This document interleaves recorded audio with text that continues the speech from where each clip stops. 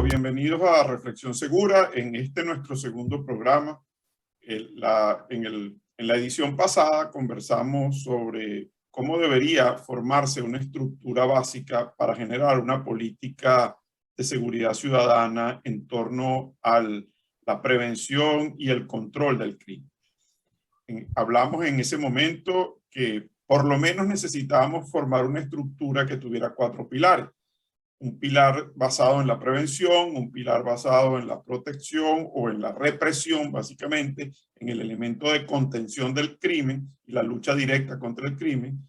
Un tercer pilar que es el sistema de justicia criminal y todo lo que funciona en torno al sistema de justicia criminal, y luego el sistema carcelario.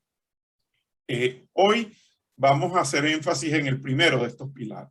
Hoy vamos a conversar en relación al pilar de la prevención.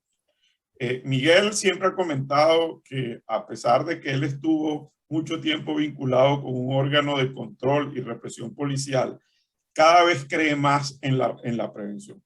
¿Por qué, Miguel? ¿Por qué crees cada vez más en la prevención? ¿Dónde crees tú que está la clave de todo esto?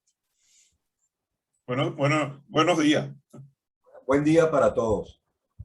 El tema es el siguiente. La represión, hoy día podemos entenderla que no deja absolutamente ninguna utilidad. Hay que denunciar, pero a la postre, la experiencia que hemos tenido es que no se resuelve absolutamente nada. Lamentablemente, los tropiezos son inmensos. No así cuando se trata de un tema de secuestro y extorsión. Yo haría una salvedad con ello. Bueno, por supuesto que el tema de homicidio es un tema que de por sí no requiere ni denuncia, pues porque simplemente se actúa de oficio. Pero temas bien importantes, materia muy importante, como es la materia de secuestro y extorsión, sí, a pesar del criterio que en lo particular estoy manejando desde hace bastante tiempo para acá, bueno, desde que nos conocimos y nos integramos como grupo, yo pienso que la prevención es definitivamente el pilar fundamental de cualquier política contra el crimen. Así las cosas, la prevención tiene que entenderse, se debe desarrollar desde la propia gestación del individuo. Ese proceso de gestación, si tiene traumas, si tiene tropiezos, definitivamente la persona como tal va a demostrar y a manifestar conductas y situaciones irregulares en su vida. Entonces, fíjate que voy un poquito más allá. Es la familia, pero también es la gestación, de donde tienes que empezar a cuidar a la persona que está gestando, a ese ser no nato, pero que está gestando y está vivo. Por eso es que yo también combato desde todo punto de vista el tema del aborto.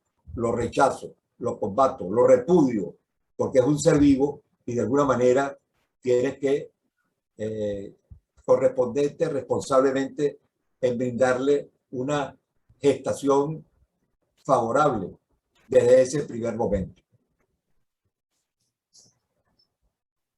Bien, bueno, imagínate, ¿no? Es todo un reto para la sociedad y para el Estado asumir la seguridad desde inclusive antes del nacimiento. Odalys, en este sentido, ¿cómo funciona la familia y la escuela en tu visión del tema preventivo? ¿Cuál es el rol de la familia para la prevención y cuál es el rol de la escuela para la prevención? En grandes rasgos, ¿cómo lo ves? Sí, bueno, saludos. En la familia debemos recordar que es vital y necesario desde que los niños vienen al mundo ya formarlos en valores, en lo que tiene que ver con la disciplina, con los permisos, con lo que quiere, con lo que debe dársele, sobre el respeto. Insisto tanto en el respeto porque es algo que hoy día está muy ausente, lamentablemente, y que lo que tiene que ver también con esas responsabilidades desde que comienzan ellos ya a caminar, a jugar, eso de dónde debo guardar los juguetes, no ir mamá o la persona que puede asistirla a guardar los juguetes. Y esto por poner un ejemplo muy básico, pero que es vital y necesario. El respeto a los mayores, las actividades que debe realizar, las horas para los juegos, las horas para las actividades de colegio. Y algo que también incide mucho cuando comienzan su etapa de escolaridad y los maestros, esto pasa mucho a nivel de preescolar, cuando se está iniciando en la escolaridad, los maestros llaman a los representantes por alguna conducta que se ha presentado en los niños y los padres se molestan y en muchas ocasiones llegan a ir a formular denuncia contra el docente. Hay que tener claro que en muchas ocasiones, o en la gran mayoría de las ocasiones, los niños expresan en el colegio muchos aspectos y muchas conductas de las que viven en familia, en la casa. Entonces, hay que necesariamente atender estas situaciones, hay que buscar orientación, hay que ayudar a estos niños a modificar sus conductas y para eso necesariamente hay que buscar el apoyo con un terapista, que eso era un tabú años atrás. Era un tabú de que ir al psicólogo era porque estaba loca la persona, estaba loco el niño. No, es que es necesario, sobre todo en estos últimos tiempos, donde papá y mamá trabajan, donde de pronto está solo la figura de mamá, donde de pronto papá y mamá se separaron. Entonces, esto va a ayudar y estar muy al corriente de cómo está la evolución de ese niño, ya de ese preadolescente, ya de ese adolescente, esa comunicación, esa interacción entre ellos, esos niveles de confianza que debe establecerse entre hijos y padres, esa atención al adulto mayor, esa responsabilidad e incluso dentro de la misma casa con respecto a los riesgos del entorno.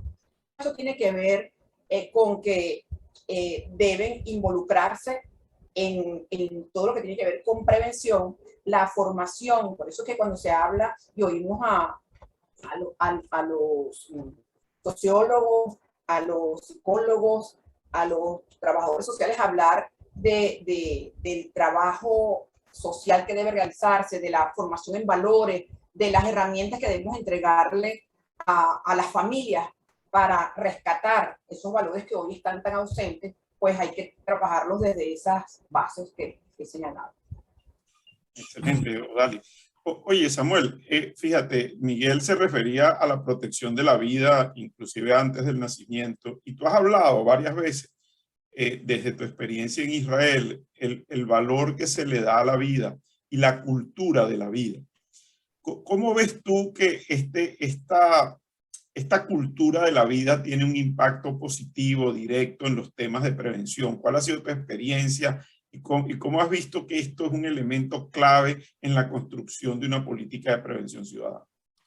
Fíjate, Alberto, definitivamente en nuestros países desafortunadamente predomina una cultura por la muerte y eso tenemos que cambiarlo, y esa cultura por la muerte se refleja por los altos índices de homicidio, de secuestros y todos los niveles de impunidad que tenemos. Entonces teníamos que introducir fuertemente una cultura por la vida, que por cierto predomina en la mayoría de la población, pero esta minoría es la que nos impone todo este tema de inseguridad.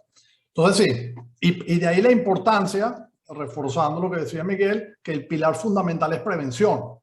Obviamente los otros tres pilares son refuerzos para enderezar la situación, encarrilar a aquellos que ya se hayan salido.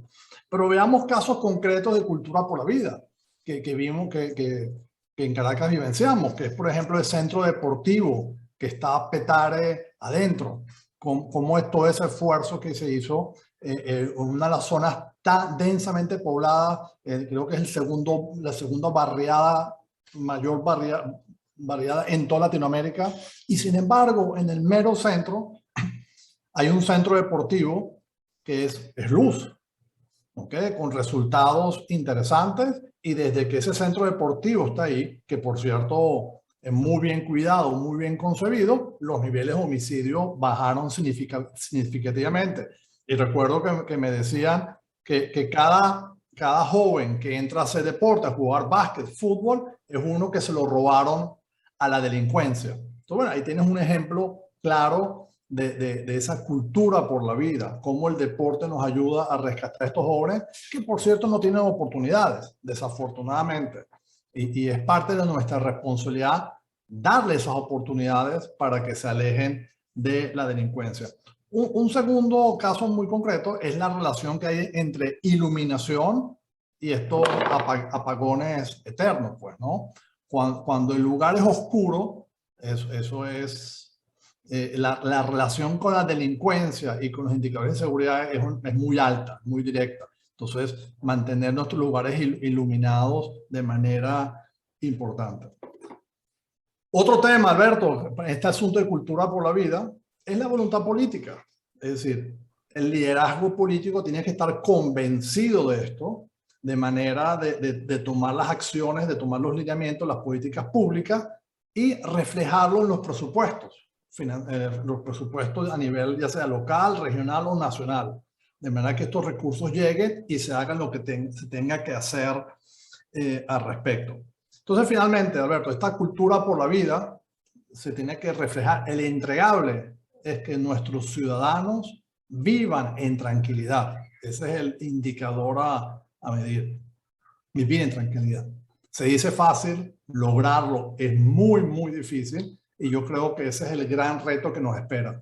¿Cómo desarrollamos políticas públicas para que nuestras poblaciones, nuestros ciudadanos vivan en tranquilidad? Excelente, Samuel, gracias. Mira, Miguel, tú sabes que algo que a veces la gente no tiene muy claro es cómo las policías juegan un rol en la parte preventiva de la seguridad ciudadana. Tú sabes bien que cuando se crearon hace ya un poco más de 3 décadas estas policías municipales, uno de sus roles principales era el rol de la prevención. Sin embargo, pareciera que a veces estas policías como que son las primeras que no tienen claro este rol, ¿no? Y cuál es su responsabilidad y cuál es su función real para que ocurra un proceso de prevención. Nadie niega que la policía es necesaria, pero ¿dónde está esa fina línea entre la prevención y la represión? ¿Cómo lo ves tú? Bueno, fíjate, el tema es por demás sustancial en todo esto. La prevención y la presencia, para mí, es absolutamente relacionable.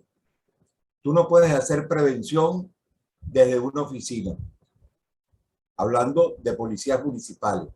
Tú no puedes hacer prevención sentado a las puertas de la comandancia sobre una moto.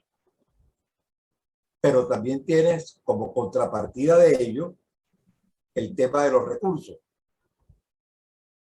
Tú no puedes hacer prevención cuando tienes un reducido grupo de funcionarios prestando servicios en una comunidad donde no hay relación población-policía, territorio-policía, número de policía.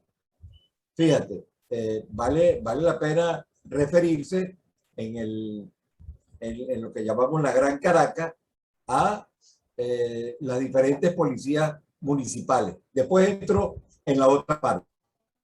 Realmente dentro de la ley que la creó, se hablaba también que tenía un carácter administrativo y era de alguna manera tratar de velar por los intereses impositivos o de tasas de la administración municipal. Me refiero a las alcaldías. Pero bueno, el tema es que si lo metemos en prevención, tiene que partir primeramente de que la policía, de que el recurso humano se corresponda con territorio y población de ese municipio.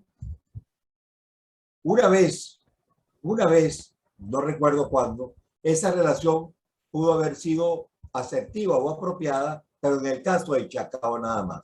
Hoy, por supuesto, que dista mucho a que se corresponda esa relación. Entonces tienes que empezar por eso. La prevención se hace con recursos humanos suficientes y con presencia en las calles. Por ejemplo, esos puestos que llaman de observación o puntos de control, mejor dicho, son puestos que para mí son absolutamente irrelevantes e ineficientes vistos desde la óptica de la prevención. No en cambio, como se vivió en Maracaibo, con un sistema de patrullaje absolutamente eficiente que atendía cualquier eventualidad en menos de 5 minutos. Vinieron los cuadrantes, pero es que los cuadrantes es una teoría. Los cuadrantes realmente no se correspondieron nunca en cuanto a la posibilidad de recursos vehiculares, recursos humanos versus población, versus territorio. Bueno, no digamos el tema del Atillo, que el esfuerzo que hacen es bastante grande, ¿no? Y en todo esto, querramos o no, yo creo que no hemos llegado al caos, al desastre, porque la mano de Dios ha intervenido en todo esto. El desajuste, el desbalance es tal que es un factor celestial el que está jugando en todo esto para contribuir a que no lleguemos definitivamente a la calamidad que deviene del caos. Bueno, Miguel, excelente. Fíjate, de alguna manera Dios está con nosotros en este proceso. Odalis, a ti que te tocó estar al frente de una dirección de seguridad ciudadana en un estado tan complicado como, y con tantas amenazas como el estado Zulia, ¿cómo enfocaste el tema de la prevención en lo policial? Es decir, menciónanos algunas acciones y algunos programas, algunas iniciativas que en algún momento hicieron y que dieron resultados. Miguel mencionaba el del patrullaje, pero entiendo que habían temas con los colegios, temas con los restaurantes, temas con rutas seguras. Cuéntanos un poco de esto.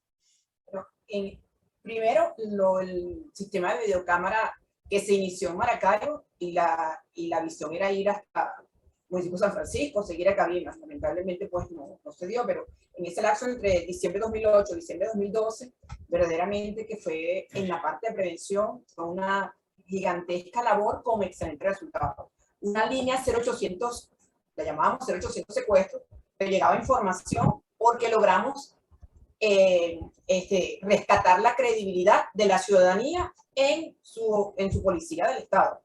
Y habían mucha información que, por supuesto, eso fue algo también se fue sembrando en los diferentes parroquias y municipios de charlas con las comunidades. Se implementó la protección escolar, y protección escolar significaba, se adquirieron en el tiempo nuevas unidades de moto y se entrenaron a funcionarios de la Policía del Estado en el área de seguridad escolar, protección escolar, y la comunicación era con los docentes, con los representantes y con los estudiantes, ojo, en colegios públicos y privados. Entonces se seguían los siguientes circuitos a la hora de entrada de los diferentes colegios, de los diferentes niveles de escolaridad, y a la hora de salida, como también en la Universidad del Zulia, que era una constante con los robos e incluso dentro de las aulas, y se implementó con las unidades de protección escolar y algunas unidades patrulleras los diferentes, en los puntos de mayor incidencia, y se redujo considerablemente. Lo otro fue de robos que se daban en restaurantes. Pues se implementó la ruta que la llamamos la ruta gourmet. Ojo, todo esto era una situación constante y con resultados de frustrar e incluso secuestros. Se dieron varios casos que se frustraron en la vía de esta de protección escolar. En Venezuela nunca se han dado casos de frustrar secuestros en momentos de transición, como se dieron en Maracaibo. Como también se dio la parte también con la ruta con los transportistas. Mira, verdaderamente que es una cuestión de voluntad de querer hacer las cosas, y por supuesto que nosotros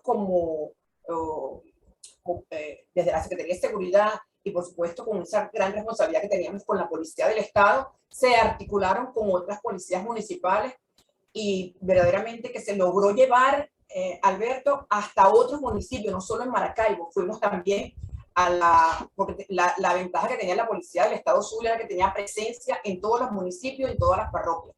Y se hizo también en Sur del Lago, en la costa oriental. Todo esto se iba implementando en Tijuana, en el municipio Simón Bolívar, y por supuesto que había una incorporación de las comunidades organizadas en todo esto. Qué buen ejemplo. Alberto, Adelante, Miguel, adelante. sí se puede.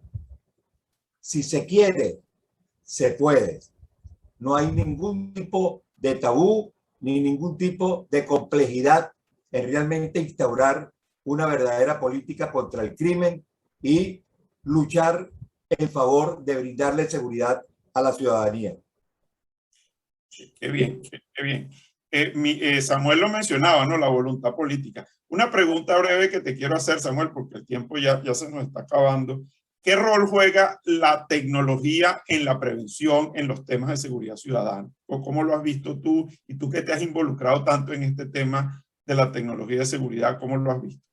Mira, yo creo que tiene un rol fundamental, pero tienes que estar claro lo que estás buscando, pues, ¿no? Yo creo que muchas de las cosas que Odalis habló, el trasfondo es tecnología, pero esta tecnología puede estar ahí, es excelente, está disponible, pero si no tienes el recurso humano adecuado, que tiene claro cuáles son sus lineamientos, cuál es su función, si las directrices, los procedimientos no están claros, esta tecnología no hace mucho.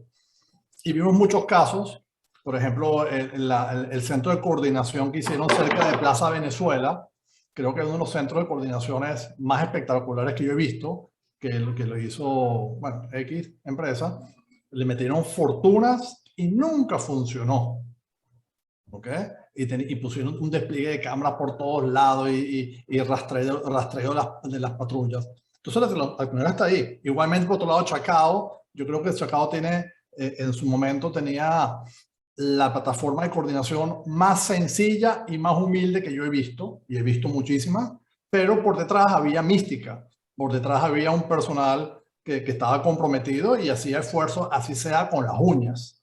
Entonces, Alberto, la tecnología está, hay muchísima, una gran variedad, pero tiene que estar enmarcada en unos lineamientos claros, qué es lo que tú aspiras de ella, con indicadores de gestión, con un recurso humano acorde, que está entrenado, normas y procedimientos claramente definidas. Y una de las cosas que, por cierto, ahora comienzo a recordarme por el caso de Caracas, que está dividida en varios municipios, es que el municipio tiene un alcalde de diferentes, digamos, partidos políticos, no se habla con el otro. Entonces, cuando ocurre un crimen, un delito en una alcaldía y pasa a la otra, el policía municipal no puede pasar. Aunque a nivel de policías técnicamente fluye la información, a nivel político no. Entonces, también tiene que ver esa cooperación, esos lineamientos claros para una coordinación entre diferentes instituciones. Interesante, interesante. Miguel, un poco, ya para concluir, porque ya lo que nos quedan son unos 4 o 5 minutos, hay una pregunta que quería hacerte, fíjate. En los últimos años, yo creo que tú has sido una persona que se ha dedicado de verdad a enseñar a la gente a ser más previsiva. Nosotros, este grupo ha participado en muchas actividades para formar gente y para crear conciencia en torno a la seguridad. Sé que es un rol que te encanta, además, sé que lo disfrutas mucho, pero después de todos estos años, ¿sientes que ha valido la pena todo este esfuerzo? Sí, definitivamente. Y lo primero que considero favorable en todo esto es que entendí que la prevención definitivamente es muchísimo más utilitaria que la represión, como tú lo comentaste al principio. Enseñar, educar, ha sido un rol de todos nosotros. O sea, no me quiero solamente incluir en eso, de todos nosotros, de la comisario, de Samuel, tuya, que nos hemos empeñado en crear conciencia de prevención, en que te aprendas a cuidar, que entiendas hasta dónde puedes llegar conociendo el entorno y conociendo dónde desarrollas además el resto de tus actividades diarias. Y es fácil hacerlo. Es absolutamente, no solamente fácil, necesario caer en conciencia. Yo diría que en este momento, Alberto, y lo propongo, que hagamos simplemente una relación de lo que sería dentro de la prevención las materias que tenemos que cuidar, que entender y que sopesar para que realmente la columna tenga el suficiente reforzamiento para que sea una de las patas de esa silla que conforma la política contra el crimen. Yo empezaría, por ejemplo, con atención integrada a la familia. Eso dice mucho.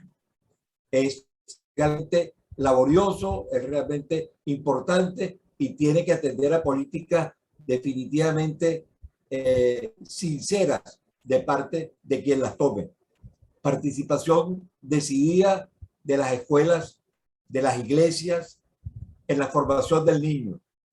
Creación de la conciencia ética desde temprana edad, que lo entendamos, que eduquemos a nuestros hijos.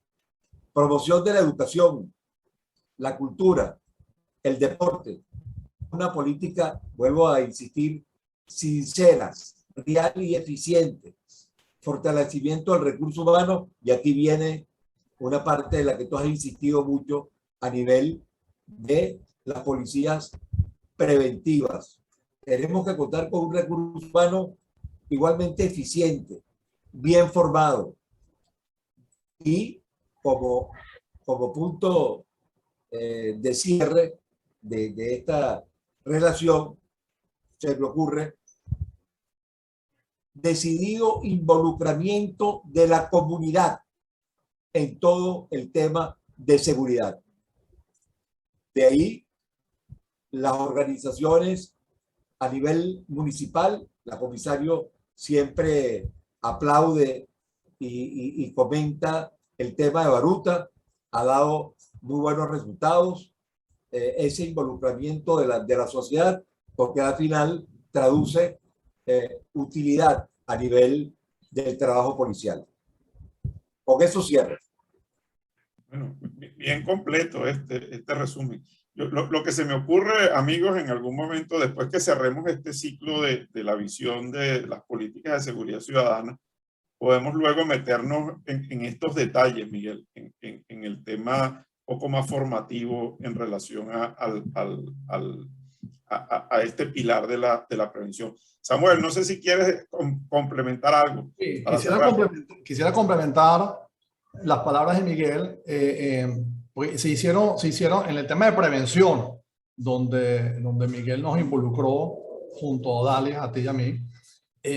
Y si en los talleres que hicimos se hizo mucho énfasis en concientizar a nuestra audiencia, y lo que hacíamos era mostrar videos de modus operandi, mostrábamos audios de negociaciones donde escuchábamos al malandro expresarse, y se contaban muchos casos, pues, ¿no? Y todo ese drama transmitíamos de manera visual lo que estaba ocurriendo, concientizaba a la gente, a nuestra audiencia, y creo que muchísimos de ellos que participaron en nuestros talleres se redujo de manera importante la posibilidad de ser víctima, porque ahorita, no, como decía Miguel, no andaban en Walt Disney, sino andaban más acorde al entorno que los rodeaba. Entonces, ese es el camino, concientizar con ejemplos muy concretos, muy terrenales y acordes al entorno. Qué bien. Odalis, tu reflexión segura final en este tema. Bueno, insisto en lo que ha comentado antes el doctor y hemos dicho, la mejor represión es la prevención y lo venimos diciendo desde hace algunos años e incluso estando de secretaria de Seguridad, por primera vez lo dije en un medio de comunicación, miren, la mejor represión es la prevención y de esa manera incorporar a la comunidad y rescatar la razón de ser de las policías municipales. Que las policías municipales, su natural razón de existir es para la prevención. Lamentablemente lo metieron en el área de investigación, ahora son carceleros, una cantidad de cuestiones que desvían la razón de ser, de existir de las policías municipales. Dios quiera que pueda lograrse, porque verdaderamente hace falta que pueda darse ese entramado de policía municipal, comunidad y la función para la cual fueron ellas creadas. Bien. Bueno, amigos, llegamos al final de este segundo programa el día de hoy. Esperamos que esta información, este conversatorio que hemos compartido con ustedes pueda resultarles útil y agradable. Hasta la próxima y gracias por participar en este espacio de reflexión segura. Gracias.